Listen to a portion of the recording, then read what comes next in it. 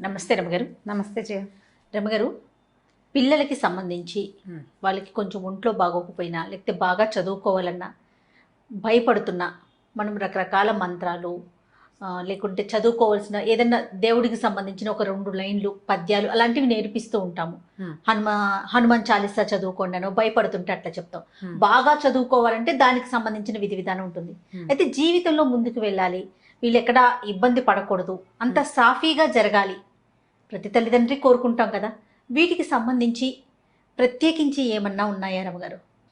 అంటే ఇప్పుడు మామూలుగా మంత్రాలు అనుష్ఠానాలు అందరూ చేయలేరు కదా జయ. ఫలానా మంత్రం, ఆ మంత్రం చెప్పడం నాకే తెలీదు.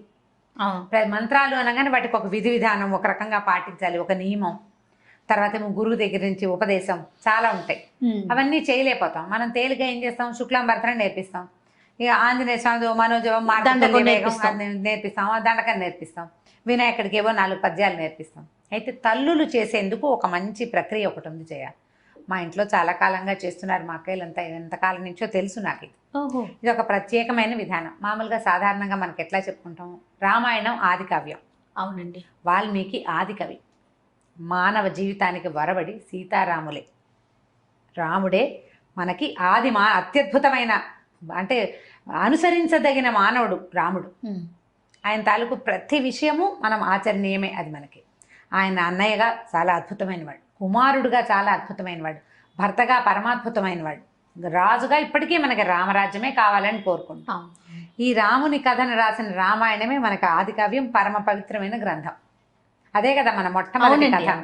అయితే ఈ రామాయణంలోంచి కొన్ని శ్లోకాలని మనం చదువుకోవచ్చు. దీనికి గురూపదేశం అక్కర్లేదు, పెద్దగా నియమాలు ఏం లేవు. రోజువారీ దేవుడి దగ్గర దేవుడికి పెట్టుకుని ఏదో చదువుకుంటారు కదా, దేవుడికి పెట్టు చదువుకునే విధానం ఇంచుమించు చాలా ఇళ్లల్లో ఉంటుంది. పెద్దవాళ్ళు మా ఇళ్లలో లేదండి అంటారు, మా ఇంట్లో లేదండి. లేకపోయినా కూడా ఈ రోజుల్లో ఏం చేస్తున్నారు, ఇలా 4 మంచి చాగంటి వారివని, తర్వాత సాంవేదం వారివని ప్రవచనాలు విని దీపం పెట్టుకోవాలని, దేవుడికంటూ ప్రత్యేకంగా ఒక గూడు పెట్టాలని, సాయంకాలం అయ్యేసరికి కాస్త ధూపం వేయాలని అందరూ నేర్చుకుంటున్నారు. రెండోది ఏంటంటే, మనం ఉన్న ప్రస్తుత పరిస్థితుల్లో బలవత్తరమైన దైవ సహాయం కావాలని ప్రతి వాళ్ళు కోరుకుంటారు.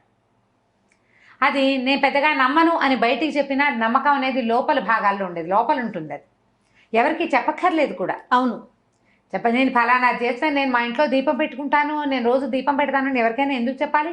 నేను అన్నం తింటాను అని చెప్పం కదా మనం. సహజంగా జరిగేది. దీపం పెట్టుకోవటము, దండం పెట్టుకోవటము కూడా అత్యంత సహజమైనవి.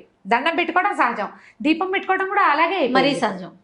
అది అలాగే అయిపోయింది. ఇప్పుడు దీపం పెట్టుకోకపోయినా గట్టిగా ధూపం వెలిగించిన, అగరవత్తి వెలిగించి దేవుడి పటం, ఏదైనా ఒక రాముల వారి పటము, ఒక వెంకటేశ్వర స్వామి పటము లేని ఇల్లు ఉంటుందా? హిందువుల ఇళ్లలో ఉండదు. ఎవరో ఏదో ఒక స్వామి దేవాలయం ఖచ్చితంగా ఉంటుంది.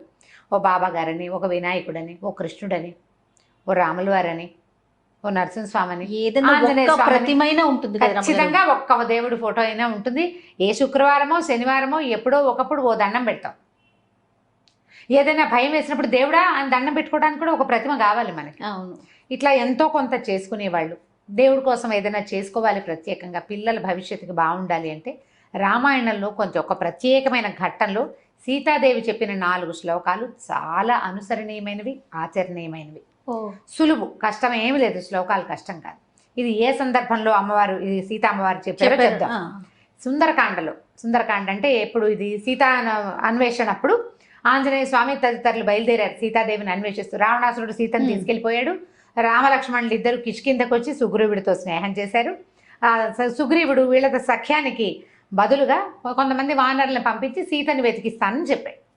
ఈ సీతాదేవిని వెతకడానికి బయలుదేరి 4 పక్కలకి భూమి 4 చెరగలా వెతుకుతూ ఒక సమూహం, ఆంజనేయ స్వామి, అంగదుడు, తర్వాత జాంబవంతుడు కలిసి ఉన్న సమూహం ఏమో సముద్ర తీరానికి వెళ్ళింది. అక్కడ వాళ్ళకి సంపాతి అనే ఒక గద్ద వల్ల, జటాయువు యొక్క అన్నయ్య ఆయన వల్ల సముద్ర లోపల ఉన్నటువంటి లంకలో ఒక స్త్రీని ఈయన తీసుకెళ్ళాడని తెలుసుకున్నారు. అక్కడి నుంచి ఏం చేశాడు ఆంజనేయ స్వామి, మిగిలిన వాళ్ళంతా మేము ఇది దూకగలము, దాటగలము అని ఒక్కొక్కళ్ళు చెప్తున్నారు. మేము ఇంత దూరం వెళ్ళగలం, సముద్రాన్ని దాటగలం ఒక గంతులో అంటే. ఆంజనేయ స్వామి నిశ్శబ్దంగా కూర్చున్నారు. కూర్చుంటే ఈయన జాంబవంతుడు ఏం చెప్పాడంటే, మనందరికంటే కూడా ఎక్కువ శక్తిశాలి ఆంజనేయుడు, నువ్వు వెళ్ళగలవు అని.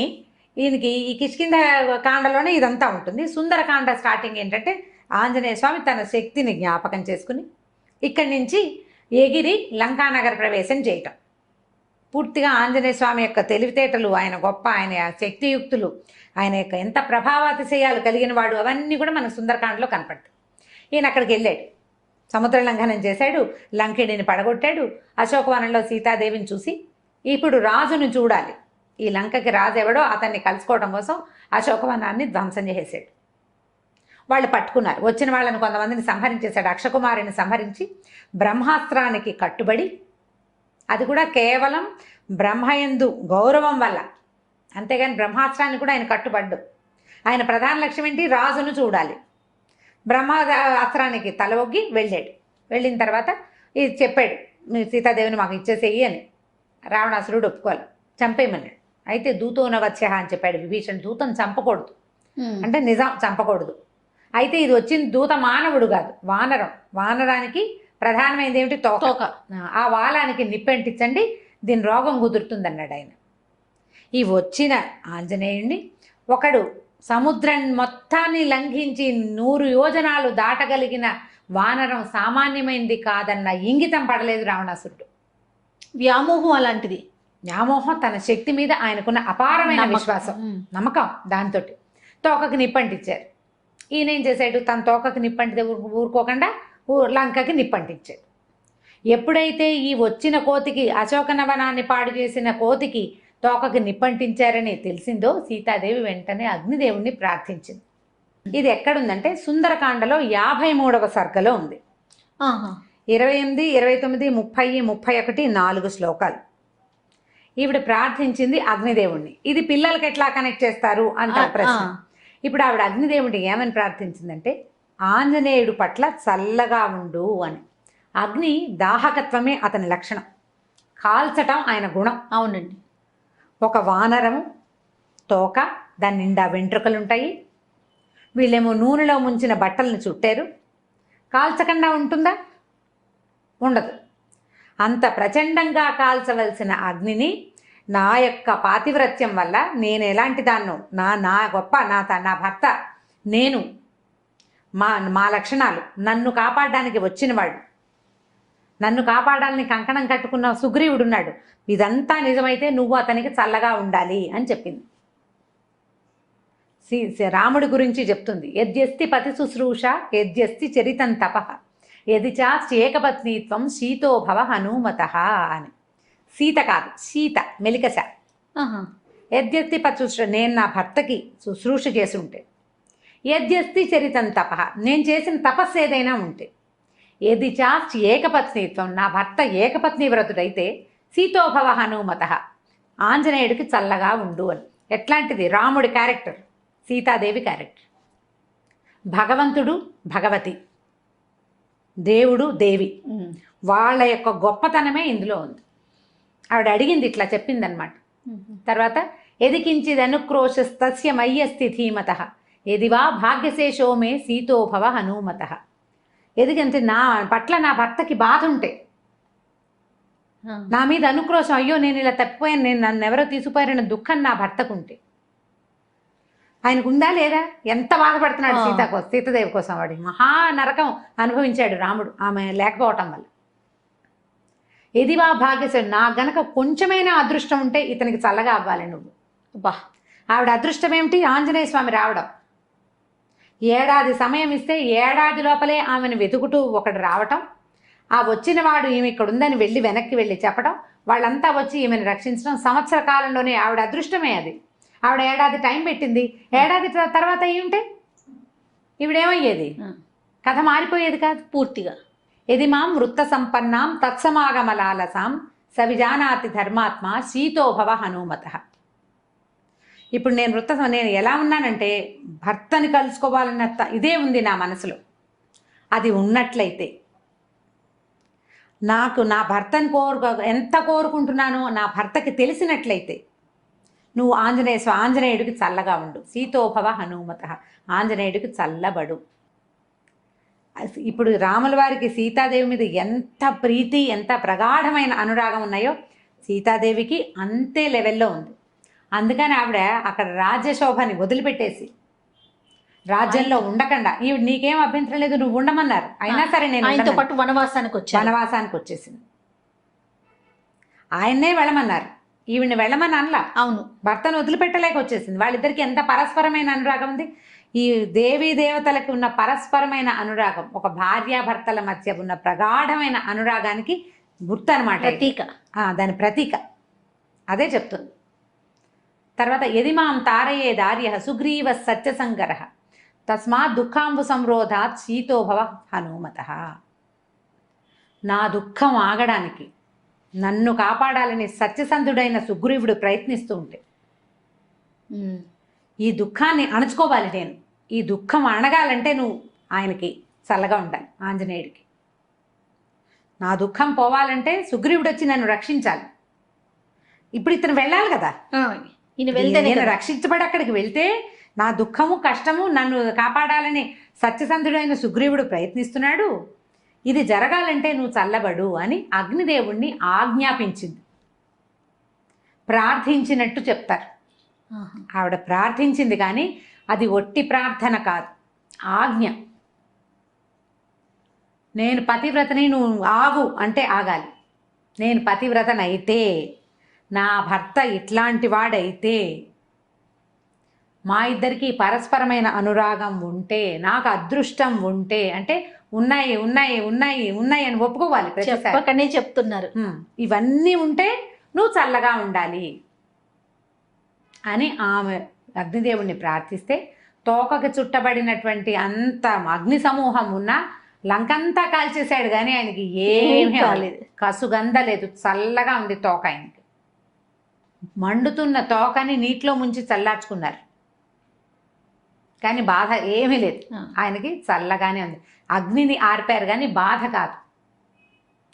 ఈ 4 శ్లోకాలని తల్లులు గనక చేసుకుంటే, ప్రత్యేకంగా కుమారులకు అని చెప్పబడింది కానీ సంతానం కోసం అమ్మాయిలు కానీ అబ్బాయిలు కానీ పిల్లల భవిష్యత్తు పట్ల, వాళ్ళు ఎక్కడికైనా వెళ్తే అక్కడ ఏదైనా ప్రమాదాలు ఎదురవుతాయన్న భయం ఉన్నా, పిల్లల తాలూకు సెటిల్మెంట్ మీద మనకి భయాలు అవి ఉండి జాతకాల్లో ఇబ్బందులు ఉన్నాయని, లేకపోతే అవకాశాలు రావట్లేదని బాధలు అవి ఉన్నా కూడా ఇది అలవాటు చేసుకోవాలి. ఇన్నిసార్లు చదవాలన్న నియమం లేదు. నియమం పెట్టుకోవడానికి ఒక చిన్న పద్ధతి ఉంది, కావాలంటే చెప్తాను అది కూడా. రోజువారీ మనం చదువుకునే స్తోత్రాల్లో ఈ 4 శ్లోకాలు చదువుకోండి. చాలా సింపుల్. 53వ సర్గలో ఉన్నాయి. తప్పకుండా 28, 29, 30, 31 డిస్క్రిప్షన్ బాక్స్లో పెడదాం ఈసారి. లాస్ట్ టైం పెట్టలేదని అందరు అడిగారు. ఈ శ్లోకాలు 4 వితౌట్ మిస్టేక్స్ పెడదాం తప్పకుండా. సో ఇవి గనక చదువుకుంటే పిల్లల భవిష్యత్తుకి భయం ఉండదు, భద్రత ఉంటుంది. భగవంతుడు వాళ్ళ వెనకాల నిలబడి కాపాడతాడు. రామాయణంలో ప్రతి అక్షరము మంత్రమేనని చెప్తారు. ప్రతి శ్లోకానికి దానికి ప్రత్యేకమైన శక్తి ఉంది. ఈ 4 శ్లోకాలకి ఉన్న శక్తి ఏంటంటే కాల్చవలసిన అగ్ని చల్లబడిపోవటం. అగ్ని చల్లబడిపోయిందంటే చూడండి, ఇప్పుడు సీతాదేవి ఆంజనేయ స్వామి కోసం కోరింది, ఒక తల్లి కుమారుడు కోసం కోరింది. అట్లా మనం గనక మన పిల్లల కోసం కోరుకుంటే ఈ పని అవుతుంది. ఒకవేళ మనకి ఏదైనా ప్రత్యేకమైన సమస్య అలా ఉందనుకోండి, 40 రోజులు పెట్టుకోండి.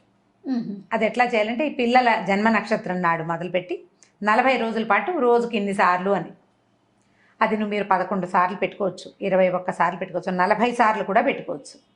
ఈ 40 రోజులు అయిన తర్వాత ఎక్కడైనా ఒక ఆంజనేయ స్వామి దేవాలయంలో పానకం చేయించటము, ఏ వడమాల వేయించటము, ఆకుపూజ చేయించటము, అట్లా ఏదైనా చేసుకోవచ్చు. నిత్యము ఇట్లా 40 సార్లు అట్లా ఎక్కువ సార్లు చేస్తున్నారనుకోండి, ఓ చిన్న గ్లాసు బెల్ల పానకాన్ని నివేదనగా పెట్టండి ఆంజనేయ స్వామికి. చాలా ఫలితం లభిస్తుంది. వీటితో పాటుగా శ్రీరామనామాలు చదువుకోండి. ఇవి చదివాక శ్రీరామ జయరామ సీతారామ అట్లా తారక మంత్రాన్ని కనుక చదువుకుంటే ఎక్కువ సార్లు మంచి శాంతిగా ఉంటుంది, చాలా ఉపయోగపడుతుంది. ఇప్పుడు మనం ఎలా అంటే ఇలా ఏదైనా ఒక శ్లోకాన్ని ఒక స్తోత్రాన్ని సొంత విషయాల కోసం వాడుకోవచ్చా అని ప్రశ్న వస్తుంది సాధారణంగా. తప్పకుండా వాడుకోవచ్చండి. మహర్షులు మనకు అందించింది మన జీవితాలు బాగుపడటం కోసమే. ఇప్పుడు దుర్మార్గుడైన కుమారుని కాపాడాలని అలాంటి భావాలతో ఉన్నా కూడా పిల్లలకి సజావైన ప్రవర్తన. కరెక్ట్ రమ్మగారు. వాడు దుర్మార్గుడు, వాడు ఏదో చెడ్డ పని చేశాడు, వాడు రక్షించబడాలి, వాడు జైలు వాళ్ళు అయిపోకూడదు, ఏదో అందరూ దొరికిపోకూడదు అని భావించి మీరు చదువుకుంటున్నారు అనుకోండి, అది కూడా తల్లుల ఇంటెన్షన్ ఏంటి, నా పిల్లాడు బాగుండాలని. బాగుపడతారు పిల్లలు. దుష్ప్రవర్తన ఉన్న పిల్లల కోసం కూడా ఇది తల్లులు గనక చేస్తే వాళ్ళ ప్రవర్తనలో కూడా మార్పులు వస్తే చాలా ఉపయోగపడుతుంది. మనకి పూర్వం నుంచి పెద్దవాళ్ళు చెప్తున్నదే రామాయణ అంతర్గత శ్లోకాలు ఇట్లా చాలా చోట్ల మనకు చెప్పబడతాయి. ఇది ఎక్సలెంట్గా పిల్లలకి సహాయకారిగా ఉంటుంది, తల్లులకి మనోధైర్యాన్ని ఇస్తుంది. ఆలోచించి చేసుకోండి నిదానంగా. చాలా అద్భుతమైన విషయం చెప్పారు రమ్మగారు. నమస్తే. నమస్తే.